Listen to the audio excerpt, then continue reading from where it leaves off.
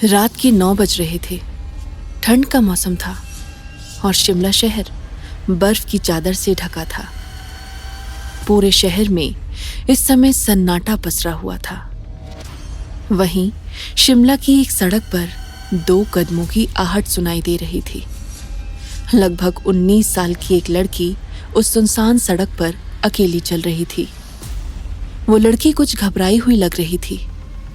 वो लड़की आगे बढ़ते हुए खुद से कहती है, ये जगह इतनी सुनसान क्यों है? शायद उस ऑटो वाले ने सही कहा था। मुझे रात को यहाँ नहीं आना चाहिए था। ये कहकर वो और भी तेजी से चलने लगती है। कुछ दूर चलने के बाद अचानक उसे अपने पीछे किसी के कदमों की आहट सुनाई देती है। उसे ऐसा लगता है जैसे कोई उसके ठीक पीछे चल रहा है। वो लड़की फौरन पीछे मुड़कर देखती है, लेकिन उसे वहां कोई नहीं दिखता। ये देखकर वो चौंक जाती है और घबराते हुए कहती है, यहाँ तो कोई भी नहीं है। फिर वो किसके कदमों की आहट थी? वो लड़की फिर से सामने देखती है और आगे बढ़ने लगती है। डर और घबराहट से उसके कदम और भी तेज हो गए थे। कुछ देर बाद उसे फिर से उन्हीं कदमों की आहट सुनाई देती है। उस लड़की का डर और बढ़ जाता है। उसकी इस बार पीछे मुड़कर देखने की हिम्मत नहीं होती। कुछ देर बाद उन कदमों की आहट तेज होने लगती है, जैसे कोई पीछे से उसके और करीब आ रहा हो। वो लड़की अपने मन में कहती है, ये सब क्या हो रहा है? कौन है मेरे पीछे? वो लड़की तिरछी नजरों से अपनी बाईं तरफ देखती है और वहां देखकर डर से उसका गला सूख जाता है। उस लड़की को सड़क पर अपनी परछाई आगे बढ़ते हुए दिख रही थी, लेकिन अपनी परछाई के साथ पीछे उसे एक परछाई और दिख रही थी जो उसके साथ आगे बढ़ रही थी। देखने में वो परछाई किसी औरत की लग रही थी। जमीन पर बनी उस परछाई के बाल खुले हुए थे और उसने साड़ी पहनी हुई थी। सुहानी को यह सीन बिल्कुल किसी हॉरर फिल्म की तरह लग रहा था और डर से उसके हाथ पैर फूल गए थे। तभी उसके कानों में एक औरत की फुसफुसाती हुई आवाज सुनाई देती है, क्या किसी ने तुम्हें बताया नहीं कि रात को इस रास्ते से नहीं आना चाहिए? ये सुनते ही वो लड़की डर से कांप जाती है और घबराकर और भी तेज चलने लगती है। लेकिन इसका कोई फायदा नहीं था, क्योंकि जितनी तेजी से वो लड़की चलती है उतनी ही तेजी से वो परछाई भी उस लड़की के पीछे पीछे चलने लगती है। तभी वो लड़की देखती है कि उस परछाई का एक हाथ उसके कंधे की तरफ बढ़ रहा है। जैसे ही उस परछाई का हाथ लड़की को छूने वाला होता है, वैसे ही एक हाथ उसके दाएं हाथ को थाम लेता है। ऐसा होते ही वो लड़की जोर से चीख पड़ती है। वो फौरन अपनी दाईं तरफ डरती हुई नजरों से देखती है तो वहां एक लड़का था जिसने उसका हाथ थाम रखा था। लड़के ने एक हुडी पहनी हुई थी, जिस वजह से उसका चेहरा नहीं दिख रहा था। वो लड़की डर और हैरानी के साथ उस लड़के को देखने लगती है। वो लड़का सामने सड़क को देखते हुए कहता है, डरो मत, बस मेरे साथ चलो। उस लड़के की आवाज बहुत गंभीर और शांत थी।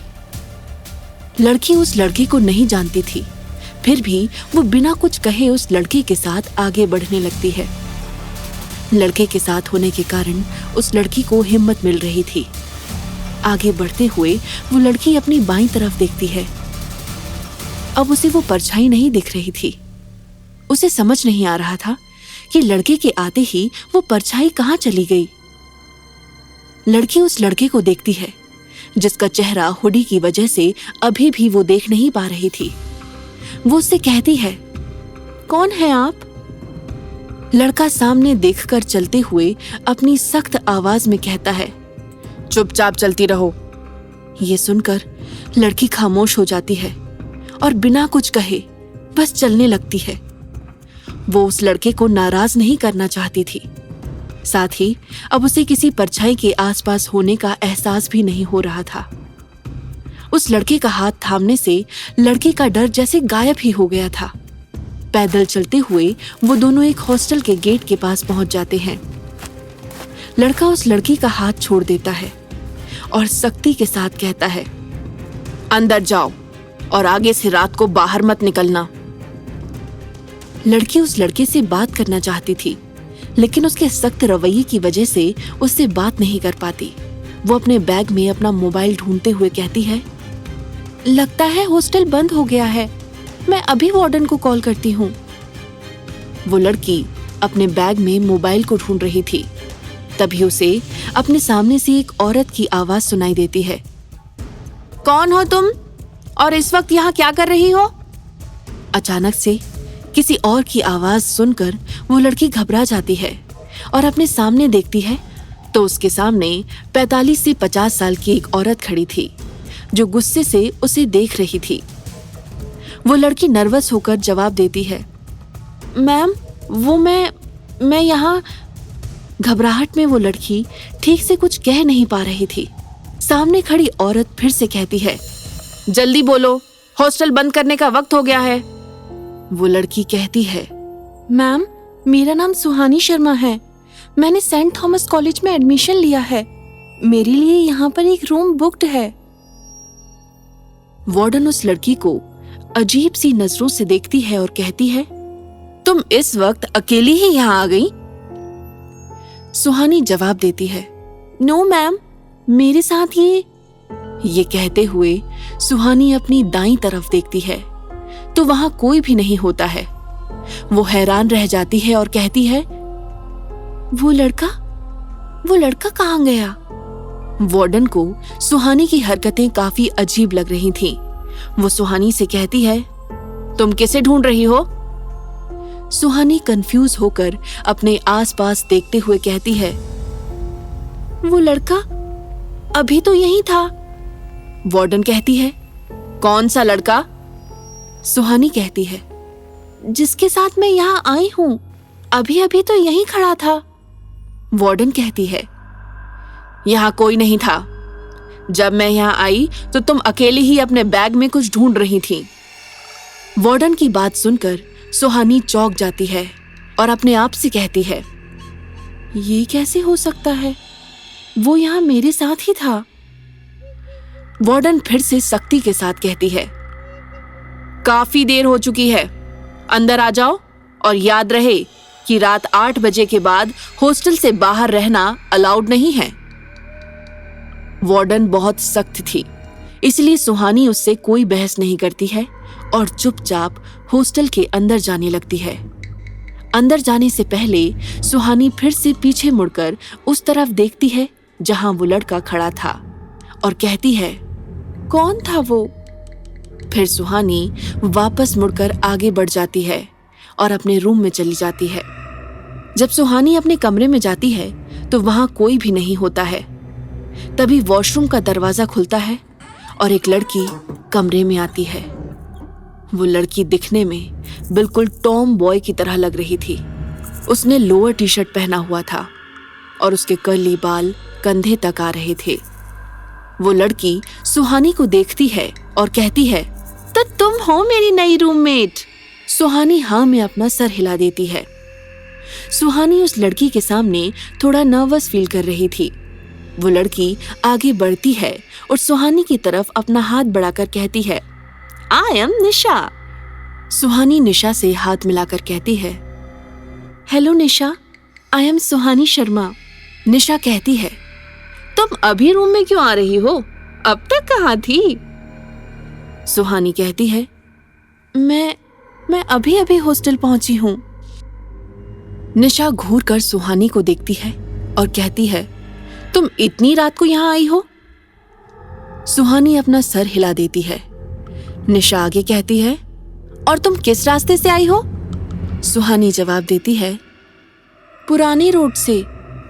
निशा हैरानी से सुहानी की तरफ देखती है और लगभग चिल्लाते हुए कहती है, और तुम अभी तक जिंदा भी हो? क्या बात है?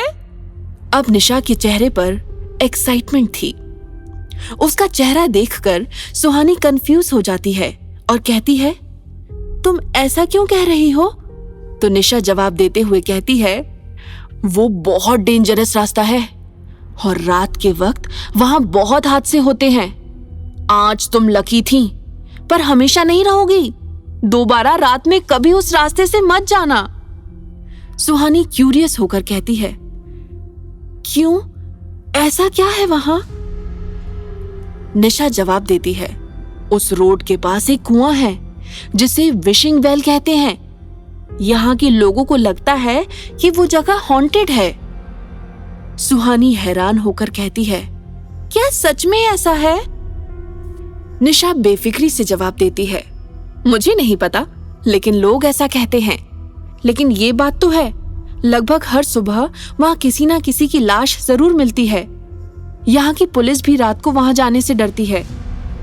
सुहानी निशा से सवाल करती है, क्या तुम्हें भी वहां जाने से डर लगता है? निशा जवाब देती है, नहीं, हमारी वार्डन की भयानक शक्ल के अलावा मुझे दुनिया की किसी चीज से डर नहीं लगता। निशा का जवाब सुनकर सुहानी हंसने लगती है। इसके बाद निशा और सुहानी के बीच बहुत सारी बातें होती हैं। वो दोनों एक दूसरे को अपने अपने बारे में बताने लगती हैं। आधी रात हो चुकी थी। निशा तो गहरी नींद में सो गई थी, लेकिन सुहानी को नींद नहीं आ रही थी। बार बार उसके दिमाग में उस परछाई और उस लड़के का ख्याल आ रहा था। सुहानी खुद से यही सवाल कर रही थी, आखिर कौन था वो लड़का और उसके आने से वो परछाई कहाँ चली गई? क्या वो परछाई मुझे मारने आई थी? और उस लड़की ने मुझे क्यों बचाया? काफी देर तक सुहानी यही सब सोच रही थी और फिर उसकी भी आंख लग जाती है। दूसरी तरफ पुरानी रोड के किनारे एक कुआं था। उस कुएं के पास लगभग 45 साल की एक औरत खड़ी थी। उस औरत के हाथ में एक टॉर्च और कैमरा था और वो बड़े गौर से उस कुएं के आसपास देख रही थी। उसे देखकर साफ समझ आ रहा था कि वो कुछ इन्वेस्टिगेट कर रही थी। वो औरत टॉर्च की रोशनी से कुएं को देख रही थी। तभी कोई तेजी से उसके पीछे से गुजर जाता है। ये एहसास होते ही वो औरत पीछे मुड़कर देखती है, लेकिन वहां कोई भी नहीं था। वो एक गहरी सांस लेकर कहती है, यहां तो कोई भी नहीं है। बेकार में ही लोगों ने यहाँ किसी आत्मा की कहानी फैला कर रखी है और कोई इसका फायदा उठाकर यहाँ के लोगों को मार रहा है। पता नहीं ऐसी झूठी कहानियां बनाकर लोगों को क्या मिल जाता है। जैसे ही उस औरत की बात पूरी होती है, उसे पीछे से फुसफुसाती हुई आवाज सुनाई देती है, ये कहानी झूठी नहीं है। वो औरत फिर से पीछे मुड़कर देखती है, लेकिन वहां अभी भी उसे कोई नहीं दिखता। अब उस औरत को थोड़ा डर लगने लगा था। वो घबराते हुए कहती है, ये क्या हो रहा है? वो आवाज किसकी थी? उस अंधेरे जंगल में उस औरत के अलावा इंसान तो क्या, कोई जानवर भी नहीं था। वहां इतनी खामोशी थी कि हवा चलने की आवाज भी साफ साफ सुनी जा सकती थी। वो औरत हिम्मत करके कहती है, नहीं, ये सब मेरा वहम है। मैंने यहाँ के बारे में इतना कुछ सुना है, इसीलिए मेरे साथ ऐसा हो रहा है। मुझे अपना काम पूरा करना ही होगा। उस औरत के ऐसा कहते ही उसे अपने पीछे किसी के गुस्से से गुर्राने की आवाज सुनाई देती है। वो आवाज इतनी भयानक थी कि उसे सुनकर उस औरत के रोंगटे खड़े हो जाते हैं। वो बिना पीछे मुड़े ही अपनी तिरछी नजरों से पीछे देखने की कोशिश करती है, लेकिन कुछ देख नहीं पाती। अब उसे स्पष्ट एहसास हो रहा था कि उसके पीछे जरूर कोई है और साथ ही वहां की हवा में ठंडक बढ़ती जा रही थी। वो औरत हिम्मत जुटाकर धीरे धीरे पीछे मुड़ती है और सामने का नजारा देखकर डर से उसके हाथ पैर फूल जाते हैं।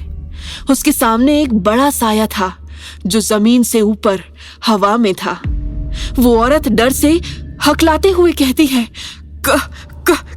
कौन हो तुम? सामने से एक भयानक आवाज सुनाई देती है, तुम्हारी मौत। ये कहते ही वो साया तेजी से उस औरत की तरफ बढ़ जाता है और जंगल में औरत की चीखने की आवाज गूंजने लगती है। सुहानी एक झटके में उठकर बैठ जाती है और हड़बड़ाते हुए अपने आसपास देखने लगती है। शिमला की इस ठंड में भी उसके माथे से पसीना बह रहा था और वो घबराहट में लंबी लंबी सांसें ले रही थी। लेकिन जब सुहानी देखती है कि वो अपने रूम में बेड पर है तो वो फिर चैन की सांस लेती है। सुहानी अपने सर पर हाथ रखकर कहती है, कितना भयानक सपना था। ऐसा लग रहा था जैसे सब कुछ सच में हो रहा हो। वो औरत, वो साया, सब कितना भयानक था। सुहानी अपने आप को शांत करती है और फिर से सो जाती है। कौन था वो लड़का और उसने सुहानी की जान क्यों बचाई? क्या है विशिंग वेल का राज? आगे की कहानी जानने के लिए देखें अगला एपिसोड सिर्फ पॉकेट एफएम के यूट्यूब चैनल पर। और साया अ कर्स्ड लव स्टोरी के सारे एपिसोड्स को सुनने के लिए डिस्क्रिप्शन में दी लिंक से डाउनलोड करें पॉकेट एफएम ऐप।